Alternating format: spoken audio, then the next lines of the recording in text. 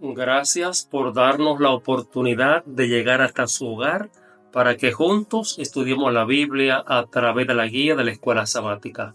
Su amigo, su hermano, el pastor Juan Carlos Encarnación, les hace compañía. En esta semana hemos estado estudiando la lección número 7, que es titulada Motivados por la Esperanza.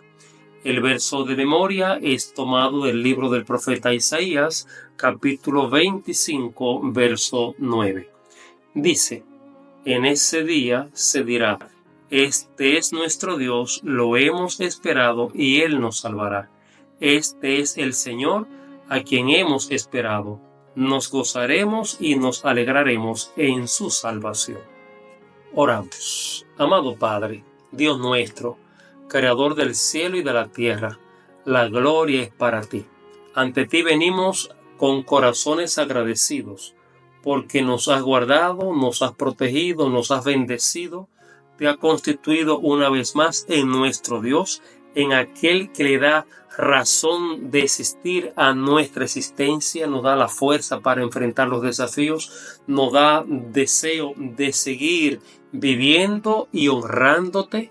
Así que ahora venimos a decirte gracias por esa oportunidad y por la esperanza que nos das. Al abrir tu palabra, que tu Santo Espíritu nos guíe, nos ilumine, nos dé fortaleza, nos dé valor, nos dé confianza, nos cubra con tu gracia y que tu palabra sea de delicia y de bendición. A cada amigo que en un momento abre, prende esta sintonía, hasta ellos también bendícele. Trata con ellos, hazle entender que el cielo a ellos también le pertenece, que la muerte de Cristo tiene poder para limpiar, para restaurar, para salvar, para dar siempre una segunda oportunidad. Permítenos, Señor, contar con ella y que tu palabra, al abrirla en esta ocasión, sea de bendición para cada uno. En el nombre de Jesús. Amén. Para este jueves 16 de mayo estamos estudiando la lección titulada La cronología profética más larga de la Biblia. Una de las preguntas que estaremos analizando en el estudio de hoy es: ¿cuándo se promulgó el decreto que permitía que los cautivos de Israel en Persia salieran en libertad para reconstruir el templo? Repito la pregunta: ¿cuándo se promulgó el decreto que permitía que los cautivos de Israel que estaban en Persia salieran en libertad para reconstruir el templo? El libro de Esdras, capítulo 7, versos 7 en adelante, nos da la respuesta. Dice: En el 7º año del rey Artajerjes, subieron también con él a Jerusalén algunos de los hijos de Israel, sacerdotes, levitas, cantores, porteros y sirvientes del pueblo. Este llegó a Jerusalén en el 5º mes del 7º año del rey. El primer día del primer mes había dispuesto su partida desde Babilonia, y el primero del 5º mes llegó a Jerusalén. La buena mano de Dios estaba con él, porque Esdras había preparado su corazón para estudiar la ley de Jehová y para compartirla y para enseñarla en Israel sus estatutos y sus decretos. Verso 12. Artajerjes, rey de reyes, a Esdras, sacerdote y escriba, erudito en la ley del Dios del cielo, paz. Verso 13. He dado la siguiente orden: todo aquel que en mi reino pertenezca al pueblo de Israel, a sus sacerdotes y levitas, que quieran ir contigo a Jerusalén, que vayan.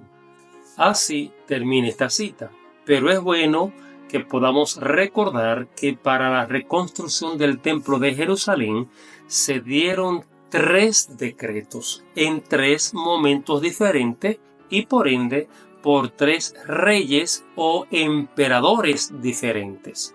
Entre los estudiosos y teólogos del tema profético Dentro de estos está Melvin Moore con el libro El juicio investigador en la página 264. También el teólogo Jack Duncan con el libro Secreto de Daniel en la página 142. Melvin Maswell, Clifton Goldstein, entre otros. Estos señalan que el primer decreto fue dado por el rey o emperador Ciro en el año 538.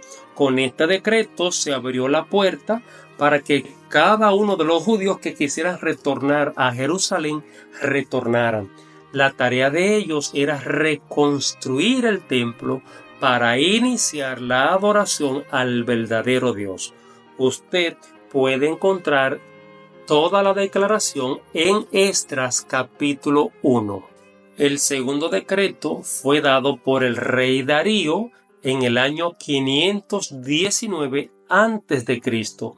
Este relato se encuentra en el libro de Esdras, capítulo 6, versos 10 en adelante. Este Darío no es Darío el de Daniel, no, es otro. Elena de White en el libro Profetas y Reyes, página 444, ella lo identifica como Darío Istapete. En cada uno de los decretos había un llamado, era de salir de Babilonia, era de regresar a Jerusalén y allí ir a adorar al Dios verdadero.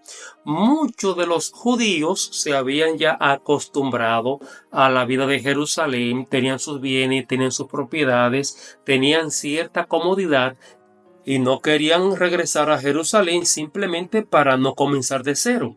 Algunos de ellos se quedaron por esas condiciones, otros posiblemente por la edad, como el caso de Daniel. Daniel no regresó a Babilonia, no porque él no quería, sino porque a la edad se lo impedía. Los líderes como Zorobabel, Jesúa, Esdras, Nehemías, hicieron varios llamados insistiendo para que retornaran a la patria. Claro, Esdras es el último de estos líderes que aparecen. Y antes de Esdras ocurrió algo que es bueno resaltar en este punto. Fue el decreto de muerte que se dio en tiempo de Ester. Este decreto de muerte debió ocurrir antes del tercer decreto, que es el que nos interesa. Ese tercer decreto fue dado por el rey Artajerjes, pero ocurrió algo en el tiempo de Ester, estando como rey Asuero. Pero también este Asuero es identificado como Jerjes el Grande en el libro Profetas y Reyes en la página 441. Posiblemente la reina Ester sube al trono en el año 480 a.C.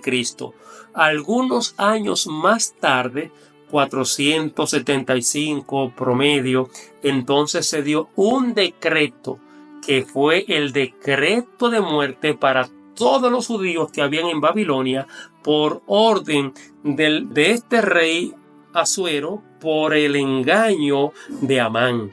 Así que los judíos que estaban en Babilonia tuvieron que correr esa triste experiencia. Para evitar esa experiencia dolorosa, Dios le hizo varias invitaciones a regresar a Babilonia. Los dos primeros decretos dados por Ciro y el otro por Darío tenían algo en común, solo daban la libertad para regresar a Jerusalén y para reconstruir el templo. El tercer decreto fue dado por el rey Artajerjes para restaurar a Jerusalén. Fue dado en otoño del 457 a.C.